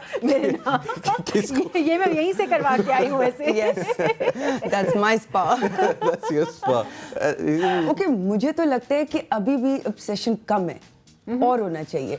and okay, let me clear that, by और होना चाहिए से आई डोंट मीन कि और मेकअप होना चाहिए। अभी मैं आई टेल यू, अभी जब मैं तैयार हो रही थी, कम नहीं है नहीं कम होनी Just चाहिए, adding. कम होनी चाहिए। Yeah. मैं अभी जब तैयार हो रही थी ना, पहले मैंने सोचा ये कर, मैंने कहा नहीं, if I am going to talk about something तो जो मैंने बोला है मैं वैसी लगूं। तो मैंने कहा कम मेकअप करना है, ठीक है। I don't have eyeliner on, I don't have eye shadow on, see less is more, ठीक है। The thing is you should look nice and fresh, not layers and layers. हाँ बिल्कुल आपने सही कहा। लेकिन मैं ठीक है? यहाँ पर जो हमारी देखने वाली आवाम है, जो मर्द हजरात या ख़वातीन जो भी देख रहे हैं, क्योंकि आजकल तो सभी स्टाइलिंग और फैशन के अंदर है, मैं आपको एक बात बताना चाहूँगी कि इन्फ्लुएंसर्स ऐसे नहीं बन जाते कि भाई हमने आज अच्छे से कपड़े पहने, तस्वीरें खींच के अपने इंस्टा पे और डिफरेंट सोशल मीडिया प्लेटफॉर्म पे लगा ली। ये पूरी एक जर्नी होती है और राबिया की भी पूरी एक जर्नी रही है। आहिस्ता आहिस्ता वो इन्फ्लुएंसर बनी, किस तरह से बनी, तो थोड़ा सा इसके ऊपर मैं बात करूँगी ताकि जो देखने वाली स्पेशली ख़वातीन हैं वो थोड़ी सी मोटिवेशन हासिल करें। राबिया थोड़ा सा आप इस बारे में बताइएगा प्लीज। ओके, सो मैंने तो ये कभी भी नहीं सोचा था कि मैं ये करूंगी, you know, Instagramming and all that. ऐसे ही बस वो जो आप अपनी पिक्चर्स लगाते रहते हैं। But I was going through a very rough patch in my life 4 years back, very rough patch. I was just going down into depression. तो just to elevate my mood, I thought कि कुछ ऐसा creative करूँ जिससे मैं उठूँ रोज, you know. And ये नहीं होता कि आपने 10 दिन के बाद ऐसे ही कहीं जा रहे हैं तो कुछ कर दिया। You have to put in effort. तो मैं उसके लिए रोज उठती थी, तैयार होती थी, कुछ नया करती थी, किसी नई जगह पे जाती थी। तो you know it helped me. Then I got, and then I started helping people basically. Motivate करने के लिए कि यार निकलो डिप्रेशन से, कोई बात नहीं, हो जाती है चीजें। ऐसा मोटिवेशनल स्पीकर भी मैदान में आई। That is how I started. And फिर वो मुझे अच्छा लगा। फिर जो लोग क्वेश्चन करते थे, फिर मैं उस चीज के बारे में आप चेक करते हो, पढ़ते हो and let them know, and that is how it. अच्छा राबिया, ये बताएं कि सेल्फ ग्रूमिंग की बात करते हैं, सबसे इम्पोर्टेंट क्या है? पहले आप बताएं कि सेल्फ ग्रूमिंग के बारे में ख़वातीन के हवाले से, फिर आप मर्दों के हवाले से बताएंगे। यार दोनों के लिए आई वुड से सबसे पहले सफाई। सबसे पहले आप मुंह पे जितना मर्जी मेकअप कर ले, आपके नाखून गंदे हैं, आपके पाँव गंदे हैं, no no, such a big turn off, such a big turn of.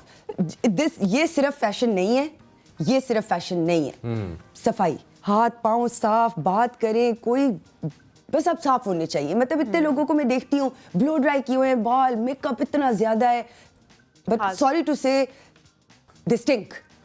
सफाई तो रखे पहले, हाथ पाँव गंदे हैं, मैले हैं, एड़ियाँ फटी हुई हैं, नो। अब असल ग्रूमिंग तो वो है, clean yourself, look good, smell good, feel fresh, फिर आता है मेकअप, फिर आता है बाकी सब कुछ। ये बड़ी ज़बरदस्त बात की है।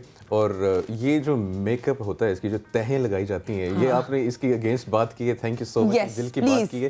क्योंकि काफ़ी मर्द हजरात हैं जो कि जब ये तहें उतरती हैं, जब वो आई नो, हाँ, डर जाते हैं हम लोग। एग्जैक्टली, मैं खुद डर जाती हूँ, मैं खुद डर जाती हूँ। ये बात है कि मेकअप करें, लेकिन वो इतना ज्यादा होता है कि लिटरली फेसेस ट्रांसफॉर्म हो जाते हैं। वो मेकअप के बाद कुछ दिख रही होती है, मेकअप से पहले कुछ होती हैं वो। मैं तो ये तो बड़ा एक दो जरूरी है। लोगों से एक किसी डिनर पे मिली, वो कुछ और था, वो कुछ दिन के बाद मैं कहीं बाजार में मिली, मैं तो पहचाना ही नहीं। ओह माय गॉड, ये मैं कहा वही जी है, मैं oh my आपको God, जानती okay. हूँ। उन्होंने कहा जी आपको उस दिन देखा था। तो मैं गौर से देख रही हूँ, यार उस दिन कुछ और था, आज कुछ और है। ये क्या है? वो कंपैरिजन पिक्चर्स भी आ रही होती है ना बिल्कुल। ब्राइडल मेकअप्स की। Yeah. वो एक मतलब हर रंग खूबसूरत होता है खवातीन हज़रात, रंग की भी बात हाँ, करेंगे, हर ये रंग की खूबसूरत बात होता नहीं है, ये सफाई and just looking good and बिल्कुल, फ्रेश। आप जैसे भी हैं, आपकी Yeah. रंगत जैसे भी है, अल्लाह ताला ने जैसे भी आपको बनाया है, आप उसी को साफ सुथरा रखिए, उसी को एनहांस कीजिए। साफ रहना, सफाई इज द बेसिक ग्रूमिंग। बिल्कुल। और आजकल ट्रेंड के हवाले से अगर बात करें तो मौसम थोड़ा सा मिक्स्ड चल Mixed रहा चल है, तो रहा है, आप हाँ। क्या सजेस्ट करेंगी कि क्या चीज़ ओढ़नी पहननी चाहिए? यार मुझे तो इस तरह के वेदर में जो आपके ये जो स्प्रिंग केप्स होते हैं, आई लव देम। पतले से होते हैं, बारीक से spring capes. Just wear something nice casual with a nice cape, nice sneakers and just easy something comfortable. ये वेदर भी इस तरह का है क्योंकि आप बहुत ज्यादा कुछ एकदम से गर्मी हो जाती है, मतलब रात को एकदम से ठंड हो जाती है। समझ ही नहीं लगता। या सो खेस जस्ट लेना आई या थिंक रज़ाई लेनी है। आजकल का जो जमाना है ना, बस the less is more. Wear something casual but clean, neat, what looks good. Just because you're wearing something doesn't mean that is going to look good at me. Just because I'm wearing something doesn't mean it's going to look बिल्कुल good. हर रंग सब हर किसी के ऊपर नहीं सजता हर है। कोई different है, अपने अकॉर्डिंगली पहने। अपनी बॉडी के अकॉर्डिंगली Yeah. पहने कि क्या Yes. चीज़ आपके ऊपर सूट कर रही है। बिल्कुल Build your आपने own सही- fashion, बिल्कुल, build your बिल्कुल। own statement. अच्छा राबिया, हाउस वाइफ्स जो हैं इस वक्त हमारा प्रोग्राम देख रही हैं, हाउस वाइफ्स के लिए स्पेशली क्या एडवाइस है आपकी? Thank you for asking me that. I know. Being a housewife is a very big job. जिस तरह आप सुबह उठती हैं, तैयार होके 9 बजे इधर आती हैं शो करने के लिए, आप भी अपने बिस्तर से उठती हैं, कमरे से बाहर निकलती हैं घर के लिए, एक जॉब के लिए, ठीक है? प्लीज़ सुबह उठें, अपने कमरे से निकलने से पहले साफ सुथरे होके, साफ कपड़े पहन के, चलो हल्की सी कोई लिपस्टिक लगा ले, मैं नहीं कहती कि बन ठन, बट लुक गुड, और फिर घर के काम करें। खुद भी अच्छा लगेगा, दूसरों को भी अच्छा लगेगा। हस्बैंड के आने से पहले और अच्छा तैयार हो जाए, कोई बात नहीं, इट्स ओके, उसको भी अच्छा लगेगा, ठीक है? और एक और बात हाउसवाइफ्स के लिए, पूरा दिन घर में मासी बन के नहीं रहना। ये नहीं करना कि पूरा दिन मासी बन के रहें, मियाँ आया है मासी बन के रहें, अगर कहीं बाहर जाना है तो बहुत अच्छा सा तैयार हो जाए और घर आते वापस मासी बन जाए।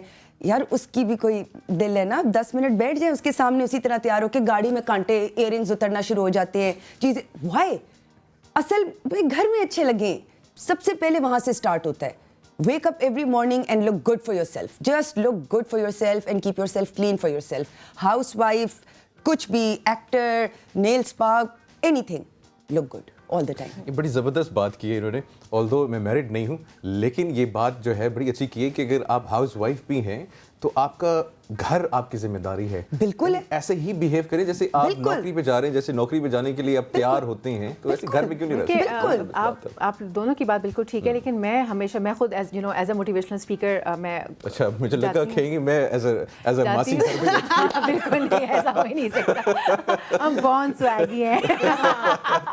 मैं आपको सिर्फ ये बताना चाह रही हूँ कि लव योरसेल्फ। जब Love आप अपने आप से yourself, मोहब्बत absolutely. करेंगे ना, तो खुद ही से ये सारी Absolutely. चीजें, और अपने लिए अच्छा लगे, क्यों शौहर के लिए, शौहर भी बाद में आना चाहिए। हाँ। मैं तो कहती हूँ अपने लिए अच्छे लगें, खुद के लिए अच्छे लगें। बिल्कुल। जब आप खुद को प्यार करेंगे, खुद के लिए अच्छे लगेंगे, तो तैयार होने That's का what दिल भी I'm saying कि चाहेगा when you आपका। wake up, it's just you पूरा दिन घर पे। फिर सब फैशन अब ट्रेंड्स भी अच्छे करना लगोगे शुरू तो हो मजा आएगा काम करने का, नहीं अच्छे लगोगे तो किसी चीज में दिल नहीं अच्छा, लगेगा। ये जो मतलब जो सैलून्स वगैरह हैं, स्पास वगैरह हैं, ये नेसेसरी नहीं है। हमने इनको एक टू गो मस्ट बना दिया है। हम घर में भी तो ये सारी चीजें कर सकते बिल्कुल हैं, कर राइट? सकते हैं, बिल्कुल कर सकते हैं, घर में रूटीन में घर में कर सकते हैं, but then after few days एक टाइम आता है when you need that proper thing. जिस तरह आप लेट्स सपोज पेडिक्योर है, ठीक है, आप घर में भी पाँव साफ कर सकते हैं, लेकिन जब आप स्पा जाते हैं, the way they do the buffer, आपकी डेड स्किन रिमूव होती है, वो हर कोई खुद नहीं कर सकता। मुझे आता है तो मैं खुद कर सकती हूँ, लेकिन हर कोई खुद नहीं कर सकता। फिर उसमें एफर्ट लगती है, उसमें टाइम लगता है, प्लस विमेन एंड मैन काम करके डेली की रूटीन से वो एक आपका मी टाइम भी होता है। You know, just go relax, nails करा लिए, कुछ करा लिए, आप अच्छा फील भी करते हो। इतने लोग होते हैं आजकल के ज़माने में, डिप्रेस्ड हैं, स्ट्रेस है, कितना कुछ है हमारी लाइफ में, एंजाइटी है। मैं आपको ऑनेस्टली बताऊं, yesterday she told me, you know, she invited me on the show, मैंने उसको ओके किया। पूरी रात I haven't slept, I was not well, इतनी I'm excitement going थी, through severe anxiety. Oh. I'm going through severe anxiety. I am dead inside. होते हैं ना इस तरह के डेज। इसलिए जब मुझे सुबह भी कॉल की, मैं अलार्म लगा के उठी हूँ क्योंकि मेरी एक कमिटमेंट थी कि मैंने कमिट किया हुआ है, मैंने जाना है। मैं इधर से निकलूंगी, प्रॉबेबली वापस थोड़ा सा डल हो जाऊंगी, but I did not want to cancel it.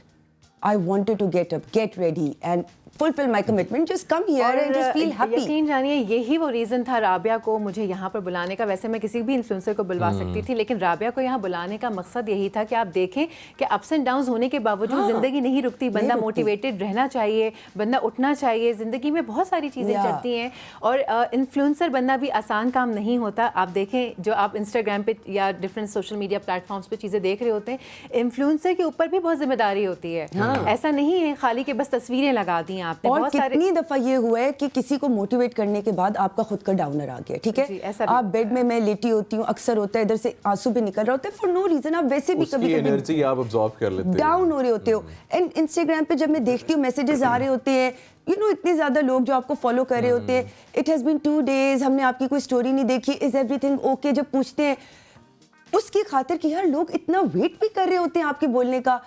मैं ड्रैग करके अपने आप को बेड से निकल के तैयार होके कुछ करके, I just go out with my kids, take some pictures, put up some stories, कि लोग कहीं ना कहीं आपको देख के मोटिवेट हो रहे हैं and you bring a smile to their face sometimes. ये पॉजिटिव इन्फ्लुएंसिंग है ना, जिसमें आप देखें, मैं समझता हूँ कि अगर बेशक आपका एक दोस्त है या एक फॉलोअर है, आप हर शख्स, हर इंसान एक इन्फ्लुएंसर है और कोशिश यही करनी चाहिए कि आप पॉजिटिव जो है इन्फ्लुएंस करें। अच्छा, फैशन के लिहाज से जैसे अभी समझ नहीं आ रही मौसम की, ठीक है, रात को मतलब रजाई लेनी है या खेस लेना है, ठीक है, सुबह जैकेट्स पहनी, मैंने जैकेट गाड़ी में रखी हुई है इन केस ठंड हो जाए तो बहुत। तो इसमें जो हमारे हाउसवाइफ्स हैं या इवन द वर्किंग वुमेन हैं, वो किस तरीके से अपने आप को जो कैरी कर सकती हैं? यार आई think this season is the best season two enjoy your silks, क्योंकि गर्मी में भी सिल्क नहीं पहन सकते और विंटर में भी नहीं पहन सकते। दिस, मैं तो इसको स्प्रिंग भी नहीं कहूंगी, this is a confused weather, हमारी तरह जो भी समझने की कोशिश कर रहा है कि आगे क्या बनेगा, ठीक है, हालात का क्या बनेगा, बिजनेस का क्या बनेगा, उसी तरह वेदर भी कंफ्यूज हो गया। So I think this is a time to enjoy your silks, to enjoy your blazers, जैसे यूर वेयरिंग ब्लेजर। अब सर्दी में ये ब्लेजर कोई काम नहीं करता, गर्मी में आप पहन नहीं सकते, so this is the time to enjoy all those things. So I think just enjoy. दिन में उस तरह की चीजें लाइक सिल्क ट्यूनिक्स एंड वो, रात को blazers, just enjoy this time. Weather को भी कंफ्यूज रहने दें, खुद भी कंफ्यूज रहें, और ये ओकेजन पे भी डिपेंड करता है एक्चुअली कि आप जा कहाँ रहे हैं, वाले से भी ड्रेस्ड अप होते हैं ना accordingly. Bright colours, I think we are just bright colours for now. Bright colours हैं, कलर्स को भी ब्राइट करें, कलर्स को भी ब्राइट करें, लाइफ को भी ब्राइट करें और लाइफ को भी ब्राइट करें। मुनीब को ब्राइट करें थोड़ा सा। मैं ब्राइट होता हूँ जाके, मैं कोई ब्राइट होता हूँ जाके, देखिए दिस इज ऑलराइट। अच्छा, ये तो औरतों के लिए हो गया ना, एंड मेन सेम। मैं वैसे मर्द हजरात पहनते क्या हैं बेचारे, ये शर्ट, टी शर्ट, जीन्स वगैरह, लेकिन मतलब कर लेना थोड़ी सी मेहनत, वो भी कोई बात नहीं ना। They should also smell good, they should also look clean, उनके नेल्स भी नीट होने चाहिए, क्लीन हाथ होने चाहिए, क्लीन पाँव होने चाहिए। अच्छा, ये सेल्फ केयर हो गया। ग्रूमिंग के अंदर हम लोग और कौन कौन से जो एस्पेक्ट्स हैं जिनको देख सकते हैं जो मतलब बहुत इंपॉर्टेंट हैं? सबसे पहले सफाई। मैं ये थक गई हूँ बोल बोल के, पता नहीं कितने शोज में।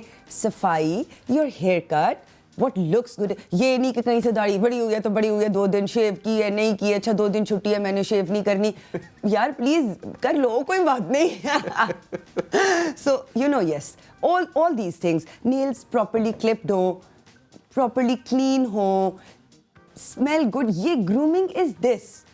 Stay active and clean.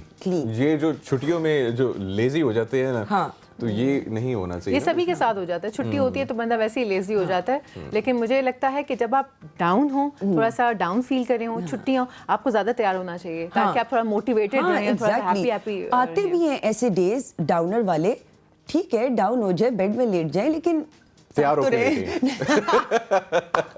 नहीं मतलब साफ तो रहे ना, ठीक है ना। सूट पहन के जा रहे, टाई पहन के भी ले कहाँ जा रहे हो? सोने जा रहे हो, रेस्ट करने जा रहे हो। नो, इवन फॉर मेन, आप दूर से मतलब, अब ठीक है यार, देख लेते हो ना, आपको नजर आ ही जाता है, आप सोचते हो कि अच्छा यार नाइस, जैसे लड़कियों को देख के लगता है कि हाँ कितनी प्यारी है, बंदे को भी देख के आप सोच सकते हो कि, और वो जब ऐसे पास से गुजरेगा और वो जो खुशबू।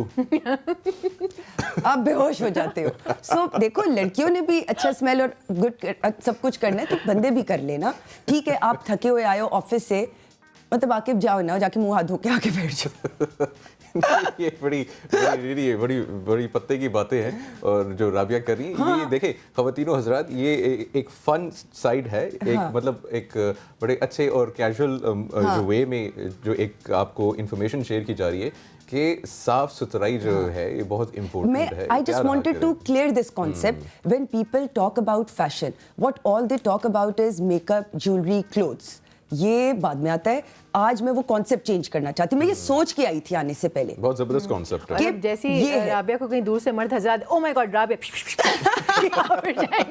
Yes, yes, please. Alright, thank you so much Rabia Kiran. Thank you so बड़ा much. मजा आया आपके साथ। एंड आई होप हमारी वजह से अब आप डाउन नहीं रहेंगे, अब आप हैप्पी रहेंगे पूरा दिन। हमने आपको हैप्पी हार्मोन्स आपके निकलवा दिए। elevated. हाँ। ये हमारी एनर्जी ही कुछ ऐसी है। Thank you so much for being, आप सबकी सोच में आई ख़वातीनो हजरात। तो ये थी राबिया किरण और इन्होंने कहा कि साफ सुथरा रहा करें और हाउस वाइफ्स के लिए बहुत इंपॉर्टेंट है कि अगर आप बेशक घर में हैं तो मासी बन के ना रहा करें, बल्कि आप तैयार होकर रहा करें। और इस तरीके से सोनिया ने कहा था कि ये आप अपने लिए कर रही हैं सबसे पहले, टू स्टे ब्यूटीफुल, और फिर आपके जो इर्द गिर्द लोग हैं ताकि जब वो आपको देखें तो वो भी खुश हो। राइट, बिल्कुल ऐसा ही है। तो मेरे ख्याल से ब्रेक लेते हैं, ब्रेक लेते हैं। ब्रेक के बाद वापस आएंगे और फिर हमारे पास जो टॉपिक है वो भी थोड़ा सा सीरियस किस्म का है, लेकिन इसके ऊपर बात करनी ज़रूरी है कि how to save your relationship. So छोटा सा ब्रेक लेते हैं, ब्रेक के बाद वापस आएंगे और प्रोग्राम कंटिन्यू करेंगे।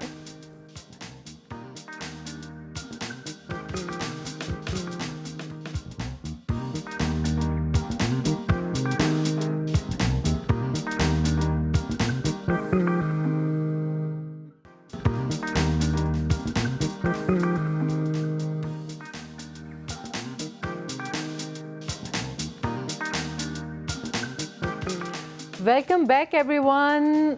अभी हम बात कर रहे थे फैशन के हवाले से और उसके बाद हमारा एक सेगमेंट है कि how to save your relationship. Fashion के बाद मेरे जहन में फ़ैशन से मर्द और औरत आते जा रहे थे और रिलेशनशिप में भी वही चीज़ होती है। आजकल जो ताल्लुकात हैं वो बड़े, आजकल क्या खैर वैसे भी ताल्लुकात धागे की मानंद होते हैं। ट्रस्ट बेस्ड रिलेशनशिप होता है, लॉयल्टी, सिंसेरिटी एंड ऑल, यही सब जो है वो रिलेशनशिप की बेस होती है। कुछ दिन पहले हमारे कुछ दिन पहले कह रही हूँ, कल हमारे साथ जो है वो एक लाइफ कोच साथ थे जिन्होंने डिवोर्स के ऊपर बात की, रिलेशनशिप पे बात की, ब्रोकन मैरिजेस के ऊपर बात की। लेकिन आज हम बात करना चाहेंगे कि उसी रिलेशनशिप को सेव कैसे किया जाए, और उसके लिए हमने स्टूडियोज़ में दावत दी है लाइफ कोच की, फिटनेस एक्सपर्ट की, आकाश चौहान, काउंसलर। अस्सलाम वालेकुम Akash and welcome to the show. वालेकुम अस्सलाम, थैंक यू। अच्छा आकाश, सबसे पहले जो स्टार्ट करते हैं, सोशल मीडिया का दौर है, हम देखते हैं सोशल मीडिया के ऊपर ही जो ताल्लुक़ है वो एक डेवलप होता है, और फिर जब वो ताल्लुक़ डेवलप हो जाता है, जैसे ही असलियत सामने आती है तो वो ताल्लुक़ टूट भी जाता है, फिल्टर खत्म हो जाता है, जब फिल्टर उतर जाता है ताल्लुक़ भी ख़त्म हो जाता है। ये कितना ख़तरनाक है, और इस सोशल मीडिया के दौर में रिलेशनशिप्स को बिल्ड करना और सेव करना। अच्छा, बढ़िया, अच्छा स्टार्ट आपने लिया मुनीब। मैं आपको ये बताऊं कि सोशल मीडिया का जो दौर है इसी ने ख़राब भी किया है। उसकी रीज़न ये है कि हमारे अंदर से सब्र और बर्दाश्त ख़त्म हो गई है। आप देखिए ना, आप व्हाट्सएप करते हैं तो फ़ौरन ब्लू टिक आता है और वो सामने वाला सीन कर लेता है। आप ईमेल करते हैं, फ़ौरन चली जाती है। तो हमें फ़ौरन रिस्पांस लेने की आदत हो गई है। हम चाहते हैं कि हम बात करें और वो फ़ौरन चुटकियों में वो पूरी हो जाए। तो ज़िंदगी जो है वो सोशल मीडिया ने इसलिए अपने ब्लू टिक्स ऑफ किए हुए हैं क्योंकि जब मुझे मैसेजेस आते थे, अब बंदा बिजी होता है, फौरन रिप्लाई नहीं करो तो कॉलें आ रही हैं, तू बड़ा आदमी बन गया, बड़े सारे दिल तोड़ रहे होंगे आप, वो लोग यही देखते रहते होंगे कि ये अभी तक इसने रीड नहीं किया। हाँ, ये करते होंगे। लेकिन अगेन आप कंटिन्यू करें। तो ये सोशल मीडिया की वजह से हमारे अंदर से सब्र ख़त्म हो गया। रिलेशनशिप के अंदर देखिए, चाहे हम हस्बैंड वाइफ की बात करें या किसी भी रिलेशन की बात करें, उसके अंदर आपने दूसरे की खूबियों और खामियों के साथ चलना होता है। मैं हमेशा से एक बात कहता हूँ कि जब हमारी शादी होती है, जब हम कहते हैं कबूल है कबूल है कबूल है, तो उस वक्त हम ये नहीं कहते कि खूबियों के साथ कबूल है, हम कहते हैं खूबियों और खामियों के साथ कबूल है। देखिए, हर बंदे के अंदर खूबियाँ भी हैं और खामियाँ भी हैं। अगर आप किसी के अंदर खामियाँ तलाश करना शुरू कर देंगे तो आप कभी भी अपनी ज़िंदगी नहीं गुजार सकते। देखिए, ये वो सफ़र है कि अगर आपकी 30-40 साल की ज़िंदगी है, आपने अपनी वाइफ के साथ गुजारनी है या वाइफ ने अपने हस्बैंड के साथ गुजारनी है, तो उसने कॉम्प्रोमाइज़ करना है, उसने सब्र करना है, उसने बर्दाश्त करना है, जो हमें सिखाया नहीं जाता है। आप देखिए, आप जहाज़ का सफ़र कर रहे हैं,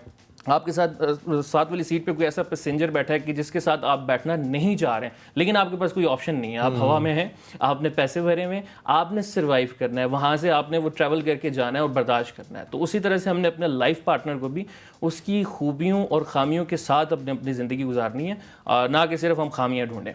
अच्छा, इसमें एक और फैक्टर ये भी आता है, सोनिया शायद एग्री करें कि ख़वातीनो हज़रत आप लोग भी, कि जो अगर फॉर एग्जांपल किसी रिलेशनशिप में कोई मसला मसाइल आ गया, कोई दूरी आ गई है, अब हम काउंसलिंग के लिए किसके पास जाते हैं? अपने दोस्तों के पास जाते हैं, या हम अपने घर में अपने पेरेंट्स से डिस्कस करते हैं जो उस पूरी सिचुएशन को बिल्कुल नहीं समझते हैं, और वो आपको एडवाइस देंगे और फिर जो आप उस पर अमल करेंगे और फिर वो आतिश फिशा बढ़ जाएगा। फिर एक्चुअली भी ये होता ही है कि जो रिश्ते होते हैं ना, वो होते हैं दिल के। जब आप किसी से शादी करने के लिए जाते हैं, चाहे वो अरेंज मैरिज हो या लव मैरिज हो, तो आप उस वक्त दिल से सोच रहे होते हैं, सारा कुछ दिल से कर रहे होते हैं, इतने खर्चे करते हैं, सारी चीज़ें करते हैं। तो जब कोई ज़रा सी भी बात ख़राब हो जाती है, तो जब आप किसी से मशवरा लेते हैं तो वो आपको दिल से नहीं दिमाग से मशवरा देता है। तो जब आपने अपने दिल की सुनी होती है, उस वक्त आपका दिमाग सो रहा होता है, तो वो आपको कहता है कि भाई उस वक्त तो तूने मशवरा किया नहीं, अपनी सुन ली, तो अब जो है तू मुझसे मशवरा, तो फिर आपने दिल की ही सुननी है। अगर आप दिमाग से काम लेंगे। बिल्कुल आपने सही कहा। मुझे एक बात बताइए कि जहाँ आपने कहा ना रिस्पॉन्स की आदत हो गई, हमें फ़ौरन से रिस्पॉन्स नहीं आया तो ये, लेकिन एक रिलेशनशिप है जो चल रहा है और हमने उसको कह दिया कि भाई ये बंदा हमें कबूल है या ये औरत हमें कबूल है, तो उस चीज़ को कैरी ऑन कैसे किया जाए कि रिस्पॉन्स आ रहा है नहीं आ रहा, हर सूरत में मतलब अंदर ऐसी क्या क्वालिटीज़ डेवलप की जाएं कि हम उसी आदमी या उसी औरत के साथ रहना पसंद करें। देखिए, सबसे अच्छी बात, आपने ये बड़ा अच्छा सवाल कर दिया। सबसे अच्छी बात ये है कि जब हस्बैंड और वाइफ दो लोग एक घर के अंदर अपनी ज़िंदगी गुजारते हैं, तो उन दोनों को ये चाहिए कि उनके अंदर इतनी अंडरस्टैंडिंग हो कि कम्युनिकेशन बेसिकली है क्या, कि दूसरे बंदे के अल्फाज निकालने से पहले आप उसके एक्सप्रेशन से समझ जाएं कि उसको गुस्सा है, वो आपसे नाराज़ है, उसको मोहब्बत की ज़रूरत है, उसको किसी चीज़ की ज़रूरत है। कम्युनिकेशन क्या है कि आप इशारों की ज़ुबान समझते हैं अपने पार्टनर की, ठीक है, उसे कहने की ज़रूरत ना पड़े। जहाँ पे कहने की और जतलाने की चीज़ें आ जाती हैं, वहाँ पे आपके रिश्ते जो हैं वो कमज़ोर होना शुरू हो जाते हैं। और सबसे ज़्यादा रिश्ते ख़राब कब होते हैं? जब आप अपनी पर्सनल लाइफ के अंदर किसी तीसरे बंदे को हक देते हैं कि जी आप मुझे मशवरा दें। उससे मशवरा देना है अपने हिसाब से। देखिए, जब कुरान में भी जिक्र है ना कि मर्द और औरत एक दूसरे का लिबास हैं, तो लिबास का मतलब क्या है कि आपने कपड़े पहने, मैंने पहने, हम अच्छे दिख रहे हैं, हम खूबसूरत दिख रहे हैं। हमारी जो खामियां हैं, हमारा अच्छा लिबास वो उसे छुपा रहा है। जितना अच्छा आपका लिबास होगा, उतने अच्छे आप जो है प्रेजेंट होकर लोगों के सामने आएंगे। यहाँ पे लोग क्या करते हैं, हस्बैंड अपनी वाइफ की बुराई और वाइफ अपने हस्बैंड की बुराई। जी अच्छा, मुझे एक चीज़ बताइए, अमूमन देखने में आया है कि वाइफ में ज़रा सी भी कोई कमी है या थोड़ा कुछ ऊपर नीचे हो गया या हस्बैंड में, तो इमीडिएटली बंदा दूसरे की तरफ चला जाता है। ठीक है, ऐसा ही होता है। नहीं, ख़वातीन, ये एक बहुत कॉमन चीज़ है और इसके बारे में मैं ऑन एयर बात करना चाहूँगी। मतलब ज़रा सी भी कोई ऊंच नीच हुई, बस छोड़ो इसको, इसको छोड़ो दूसरा। वाई सो? क्यों नहीं हम वहाँ रहना पसंद करते, इस चीज़ को रिवाइव करना पसंद करते, उस रिश्ते में इन्वेस्ट करना क्यों नहीं पसंद करते? अच्छा, दो किस्म के लोग होते हैं। मैं दोनों चीज़ पे, एक ख़वातीन की तरफ से और एक मर्दों की तरफ से बात करूँगा। सबसे पहले ख़वातीन के लिए बात करता हूँ कि कुरान में भी काफ़ी जगह इस चीज़ का जिक्र है कि बेहतरीन औरतें वो हैं कि जब आपके शोहर घर लौटें तो वो जैसे ही दरवाज़ा खोलें तो वो अपनी सारी टेंशन, सारी परेशानियाँ, सब कुछ भूल जाए अपनी बीवी को देख के। उसको ये लगे कि मेरे साथ इस प्रॉब्लम के अंदर, इस मुसीबत के अंदर कोई खड़ा हुआ है। दूसरी चीज़ ये है कि पॉसिबल है किसी फ़ीमेल की अंडरस्टैंडिंग उस तरह से शोहर के साथ ना हुई हो, कोई प्रॉब्लम हुई हो, कोई चीज़ हुई हो, तो वो उसका टीचर बन के, उसका गाइड बन के उसे ठीक करने की कोशिश करें। आपके पास अगर एक पुरानी गाड़ी है, ठीक है, आप एक अच्छा बजट अफोर्ड नहीं कर सकते, तो बजाय आप अच्छी गाड़ी के लिए अपनी ज़िंदगी तबाह करें, आपके पास जो है आप उसे मॉडिफाई करें, आप उसे मॉडिफाई करें। ठीक है, आप कितने सारे लोग हैं, मैं ऐसे लोगों को जानता हूँ जो अपनी फैमिली के ऊपर काम करते हैं, अपनी बीवियों को स्किल्स सिखाते हैं, वो आगे लेके जाते हैं। मेरी वाइफ ने स्किल सीखी है, वो हाउस वाइफ है। मैं सेल्फ डिफेंस के ऊपर काम कर रहा था, वो बैक स्क्रीन काम करती है, उसने कहा मैं कैमरे के सामने आना चाहती हूँ, मैंने उससे लेके आया, वो सारी चीज़ें माशाल्लाह वो कर रही हैं। तो आप यहाँ पे अफसोस के साथ कि कुछ मर्द ऐसे हैं जो ख़वातीन के सपने होते होते हैं, जो ड्रीम्स होते हैं, जो उनके भाइयों ने वालिदैन ने जो साथ दिया होता है, वो शादी करके सब कुछ ख़त्म हो जाता है। ठीक है, ये बाउंड कर लेते हैं। तो रिलेशनशिप में कभी भी किसी को बाउंड ना कीजिए।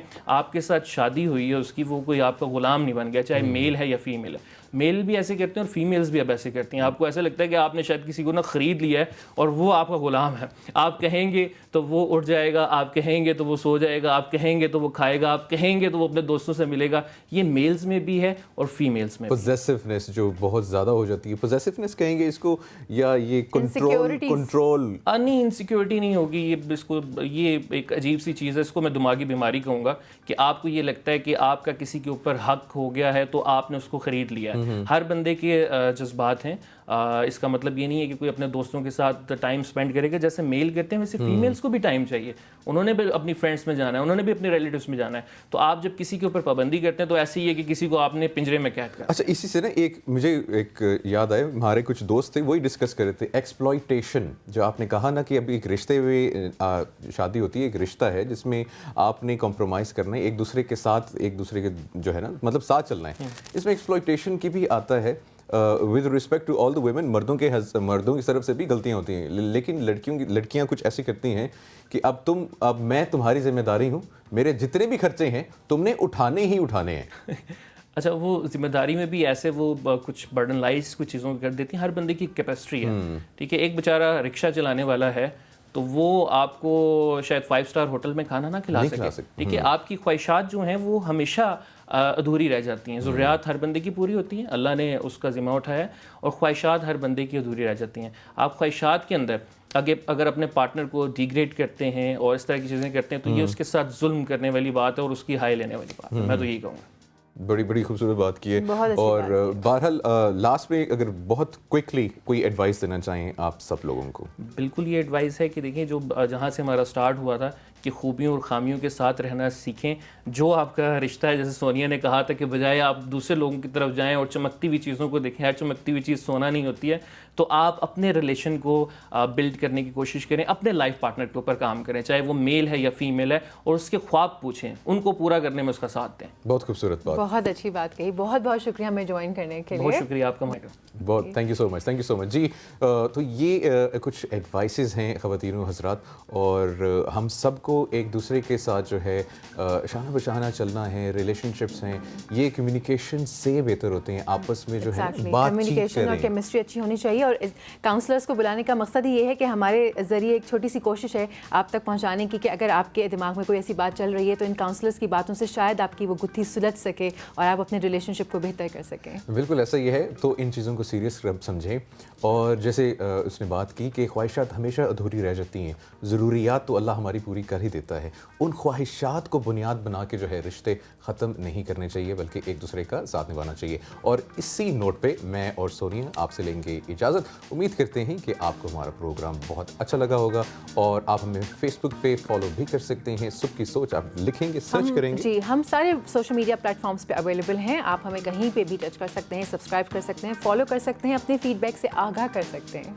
मिलते हैं आपसे कल, तब तक के लिए बहुत ज़्यादा ख्याल रखिएगा और खुश रखें और खुश रहें। अल्लाह हाफ़िज़। अल्लाह हाफ़िज़।